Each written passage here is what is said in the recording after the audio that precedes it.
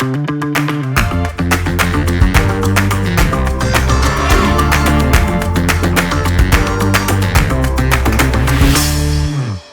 I am here at the Blister Summit with Dave Bombard from Bishop Telemark. We are very, very psyched to have you here. And we're psyched to learn not only about the brand as a whole, but also about several of the specific products you guys are offering these days. But I think for starters, let's kind of peel the curtain back on the brand. Can you tell us a bit about its origins and kind of how it came from that to what it is today? Okay, well, thanks for having us. Yeah, it's a bit of a long story, but so the name Bishop actually came from a company that got started in Silverthorne, Colorado, back in I guess around 2000, 2001, they came up with a binding called the Bishop. It was actually Bomber Industries. And he made this Bishop binding. It was similar to these, but not quite. Similar in terms of these, the knuckle and some of the stuff. But he only made it for 4 or 5 years. It had a real big cult following. It was big, a CNC machined, really bomber binding. Then he stopped. I met him. I'm a product design engineer. I was in medical surgical instrument design for a long time. And that's a long story. But I met him and we started working together. And then he was like, he was going to do some other things. And I was like, all right. So I basically kind of took over the brand 10 years ago. So it's been 10 years. Gotcha. And we started with kind of re-releasing, we call the Bishop 2.0, which was really that original binding with some improvements while I was designing these bindings, the BMF R and the BMF 3. And we released those, I guess, 2015, I guess, 16 is when we first released these.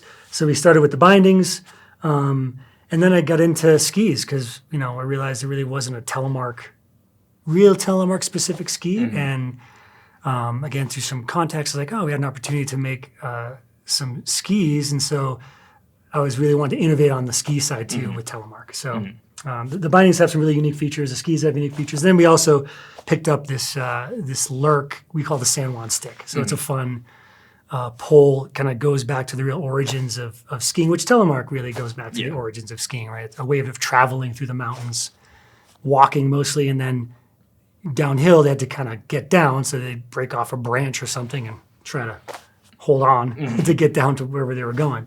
So we have a modern version of that. Gotcha. Well, I think in terms of specific products, we might as well start with bindings. You mentioned the origins of the brand. That was the start. And there's obviously been a good bit of innovation since then.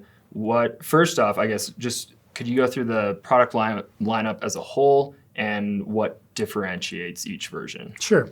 Yeah, so we have two major types of the binding. One is we call the BMF 3, and that's the really kind of continuation of the very first Bomber Bishop 1. We call the second one the 2.0, and this is the BMF 3. And it's really for resort skiing. Doesn't have a tour mode. And then we did innovate and come up with a tour mode for this binding. So this binding has a free pivot tour mode with climbers. And then you can lock it. You can lock it down, and it really performs the same as this binding once it's locked down. The other, and there's some really unique features along with that, is that we're the only binding where, I don't know if you know there's in Telemark, there's two kinds of boots, right? So it's a bit confusing, but there's an older standard called a 75 millimeter, which is actually the length of the pin line. And it's a duck bill, so it's much longer. And then Scarpa, along with Rodefeller in, I guess, early 2000s, came out with NTN, the new Telemark norm, which struggled for a long time, and still it's really moving over to that. So the new boots are they really took actually the front end of a tech boot, and a lot of them actually have tech fittings in the front.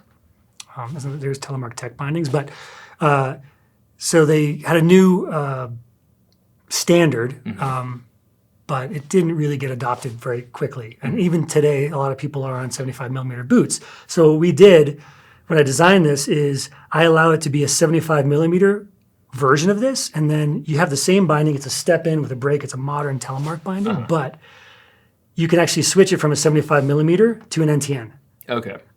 Which is completely unique. And so a lot of people buy our bindings because they have 75 millimeter boots. They like them. They're comfortable. And also the other big thing about this is it goes to the back heel. So generally an NTN boot binding goes to what's called the second heel or the duck butt.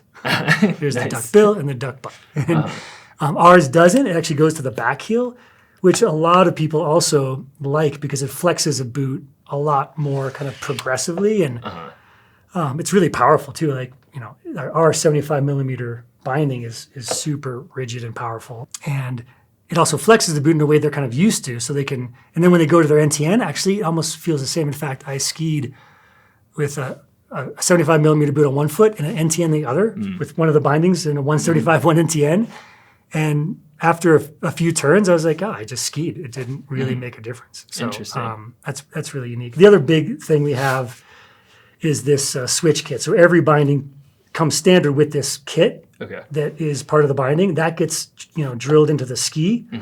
And then the binding actually uses machine screws, kind of like a snowboard, and goes into the switch kit. So Gotcha. you buy the binding once, but you can also, if you have a quiver of skis, you can buy just the switch kit and then put that on your quiver and move the binding from ski to ski. Gotcha.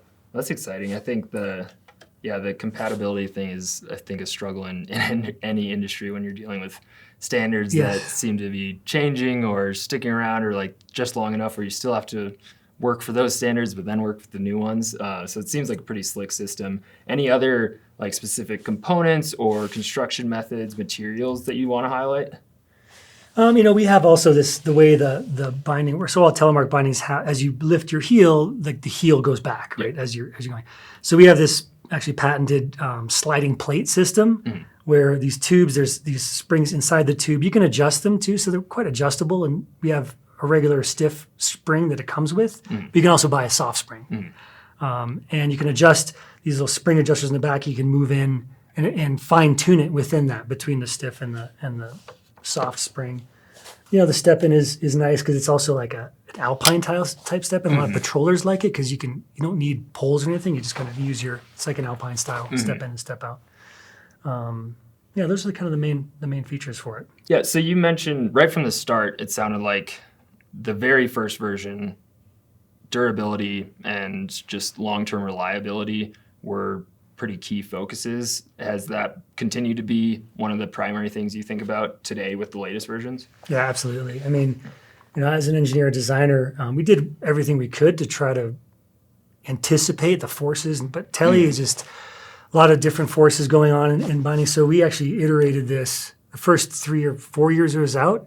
And we were able to, because of the way we built it, like to change and tweak the part designs.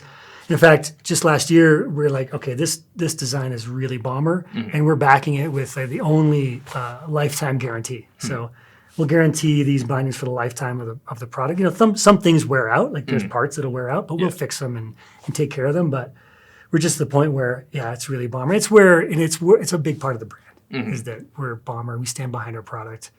You know, we got great customer service person, Tom down in Denver, who is awesome, and you know, he really takes care of our customers because we really want to stand behind it. Well, sweet. With that, I think we could move into the ski side of things. Maybe we start on the narrower side and work our way up from there. Yeah, sounds good.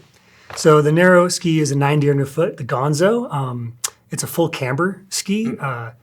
It's a really fun ski. I mean, I use it here in kind of the Mountain West when it just hasn't skied in a long time. When we ski a lot of bumps, it's quicker turning. I think I forget exactly the turn radius, but it's like a 15, 16 turn radius, full camber. You can carve really well on it. It's got a flat tail as well, because if you do want to use it in the backcountry, you want to put a flat tail for skins. And it's really our most popular ski in the East. So for East Coast conditions, it's a really fun ski. Even in some softer snow, it's a really fun ski.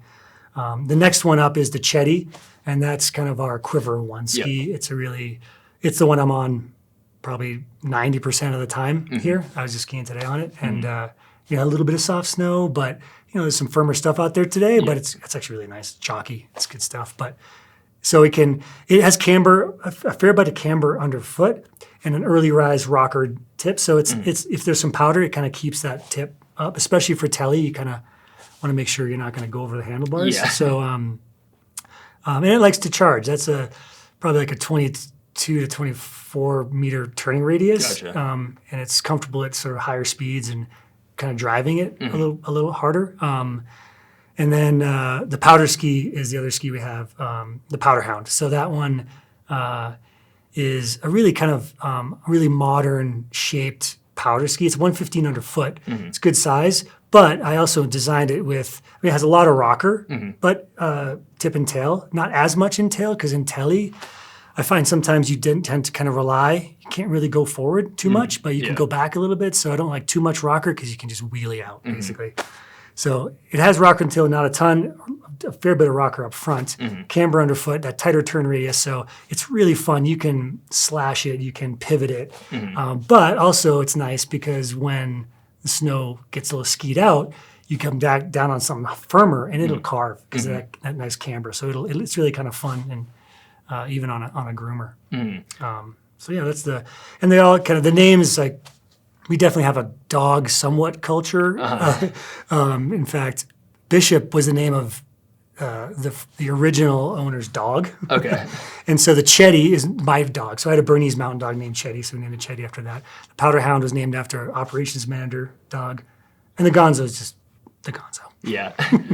One thing I'm super curious about, you mentioned like you weren't really seeing Tele-Specific skis from a design and engineer's perspective. Were there any design elements, whether it's rocker, which you kind of just touched on, flex pattern, materials, shape, anything that like instantly stood out? You're like, oh, if we change this or this is going to be way better on Teles. Yeah, in fact, it didn't dawn on me actually until maybe the third year we were making skis, second or third year, and I was like, oh, we can really make this a true Tele-Specific ski. Yeah. And so I kind of invented this Telemark technology. So, kind of patent pending because it's pretty unique the way we do the construction and the way we taper the core. Okay. We actually, and all the skis have that now. It really it shouldn't be used for an alpine ski because we taper the core back where the heel. So on a Telemark ski, you never have forces pulling. The only forces from here back are pushing down on the ski. Yeah. So you don't need the heavier, thicker core that every alpine binding needs to put the screws into because it takes force there. So I was able to taper that core differently and change the materials in that area to allow it to flex really unlike any ski. So we take advantage of the fact that we only mount in half the area that an alpine ski does. And we extra reinforce that. We've never had a Tele binding come out of our skis because we use really good construction. We use really good binding like elements there to make sure it's not going to pull out. So yeah, that's actually one of the really unique aspects of our skis that are Tele-Specific. Gotcha. And then obviously you have touring capable bindings. Are you thinking about weight in a particular way for specific models? Like, do you think one model is like targeted towards touring, or are they all kind of like all-purpose designated? They're all all-purpose. Like, I was in Japan last year and I took the Powder Hound and I toured on it. Yeah. It's not light. But, honestly, our general motto is like, it's about the down. So, we even call like the binding like an enduro binding. Gotcha. Right? Yeah. So it's like mountain biking is my summer sport and it's an enduro bike, right? So you can climb it and it's fine. It has a free pivot, but you're not wearing spandex running with the thing. I gotcha. Kind of not our demographic. It's about a bomber binding and turns on the way down. But I toured, with it, and it's fine. The Chetty is my go-to touring ski. Yeah. Because it's just an all-around ski. It's a little bit lighter than the Powder Hound. And again, it's just a little more versatile for kind of conditions you see. Makes sense. Cool. And then we have these nice-looking skis behind us. Can you tell me a bit more about the graphics that we're seeing on them? Yeah. Last year we collaborated with a local artist, Shannon Kennedy, out of Minturn, a little town kind of in Vail Valley, and she worked on the art with us, and so we're really excited about that. We like the looks that she gave us, and we're going to continue to work with her moving forward on the art. Sweet. Yeah, and with the color palette of the bindings too. I've seen some mounted pairs out there. It looks they nice look really sweet together. Sweet. Well, I think we can wrap it up with the San Juan Stick. Can you tell me, you alluded to it earlier, kind of the historical significance of this and then your more modern take on it? Yeah, right. So we talked about it earlier when people were just traveling from village to village in snow and had a free heel just to walk around and ski down. They took like a stick just to kind of balance themselves on the way down. So the San Juan Stick comes out of Silverton, Colorado. One of our athletes, Marshall Thompson, he kind of was working on one. He uses one exclusively when he skis in the San Juans and he hikes with it. So it had to come apart. And we came together. I was like, why don't we, bring that on as, I'm a product designer. Let's make it so it's a product for us and we can engineer it a little bit. And so we came out with, and we call it the San Juan Stick because that's where he, is and uses it. And it's great. It's a really fun. It's a really fun way to turn. The way it comes apart is nice, also for the lift. If you're not hiking with it, like you don't have a 12-foot thing trying to get through that lift. You see it come with a 12-foot stick. They're like, whoa, what are you doing? So it comes apart. You can use it in the line to get through the line, get to the top, put it together. And it's a really flowy, kind of fun turn. I don't use it all the time, but it's fun. It definitely gets attention. Like as a tailor, you get some attention, and then you have one of these things going down, and people are like, what is going on? It's and people give you a little more clearance too. You get like a 12-foot stick. You got a natural shield around you. But I've seen some people using them, and it looks like a really fun way to get down the mountain in a pretty different way too. It's a really surfy kind of feel when you're using it. Sweet. Well, thank you so much for taking the time to run us through the brand and the products. I've talked to several people who were out trying them at the summit. They were really stoked to have a Tele outfit here and to try your gear. So thank you. And hopefully you get some skiing while you're here. Yeah, sounds like there's some snow coming. So thanks for having us again. Yeah, thank you. Yeah.